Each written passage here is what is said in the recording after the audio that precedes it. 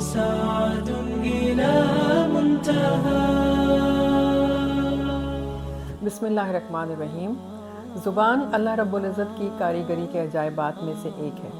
یوں تو یہ گوشت کا ایک چھوٹا سا ٹکڑا ہے، لیکن عقل کی نائب ہے. یعنی جو کچھ بھی ہمارے عقل میں، فہم میں، گمان میں آ سکتا ہے، زبان اس کو بیان کر سکتی ہے. اور نبی رحمت محمد مصطفیٰ صلی اللہ علیہ وآلہ وسلم کا ارشاد پاک ہے کہ اس وقت تک ایمان مکمل نہیں ہوتا جب تک آپ کا دل پاک اور صاف نہیں ہوتا. اور دل کے پاک اور صاف ہونے کے لیے ضروری ہے کہ آپ کی زبان پاک اور صاف ہو، کیونکہ جتنی زیادہ آپ کی زبان پاک ہوگی اتنا ہی آپ کا ایمان مضبوط ہوگا. کیونکہ جب آپ گفتگو بہت خراب کر رہے ہوں یا گندی کر رہے ہوں تو آپ کا دل تاریک ہو جاتا ہے، اور جب آپ گفتگو اچھی کرتے ہیں تو آپ کا دل منور ہو جاتا ہے.